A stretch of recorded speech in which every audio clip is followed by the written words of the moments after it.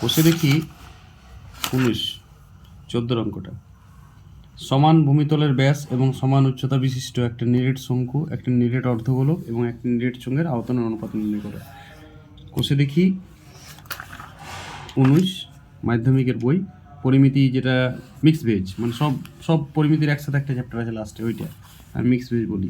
266 page. দেখো অঙ্কটা আমি দিয়েছি, একটা শঙ্কু, একটা অর্ধগোলক, একটা চোঙ। এখানে অর্ধগোলক খুব ইম্পর্টেন্ট, অর্ধগোলকটা খুব ইম্পর্টেন্ট। এখানে অর্ধগোলকটা খুব ইম্পর্টেন্ট। দেখো, যার ব্যাসার্ধ, অর্ধগোলকের ব্যাসার্ধটাই উচ্চতা, মাথায় ঢুকছে কিছু? অর্ধগোলকের ব্যাসার্ধটাই উচ্চতা, এবার সবার উচ্চতাই তাহলে আর এইটাই অঙ্কটা লিখতে। ওই জন্য অর্ধগোলক এখানে খুব ইম্পর্টেন্ট। ক্যাপ দিবে, অর্ধগোলক না দিলে অঙ্কটা হবে না। বা পূর্ণগোলক দিলে হইতো, পূর্ণগোলকের ব্যাসটাই এর জন্য ব্যাসার্ধের উচ্চতা। পূর্ণগোলক যদি দিত তাহলে ব্যাসার্ধের উচ্চতা হইতো। তাহলে এবার আয়তন অনুপাত আর কিছু না, এক লাইন। এবার আয়তন অনুপাত তুমি একটু ভাষা দেবে, উৎসব করবে, আমি উৎসব করবো না। 1/3 পাই আর কিউব, আর স্কোয়ার এইচ, তো আর কিউব।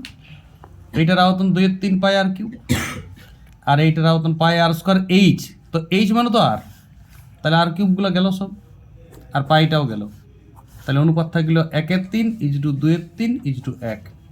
তাহলে 1 ইজটু 2 ইজটু 3, 3 দিয়ে গুণ ভাগ করে দিলাম সব লাগে, এটা 2/3 হে, বুঝা গেল? 1 ইজটু 2 ইজটু 3, অঙ্ক শেষ। ঘটনাটা এটা এমসিকিউ হিসাবেও পড়তে পারে, 2 নম্বরের এসিকিউ পড়তে পারে, বড় প্রশ্ন আসতে পারে। বড় প্রশ্ন পড়লে এইগুলো একটু আয়তনগুলোকে আলাদা করে লিখে ভাষা দিবে।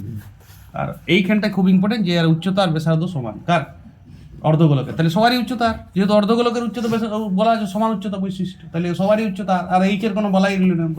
তাহলে আর কিউবগুলো কাটা গেল, পায়ার স্কোয়ার এইচের জায়গায় আর বসে নিল। ওকে।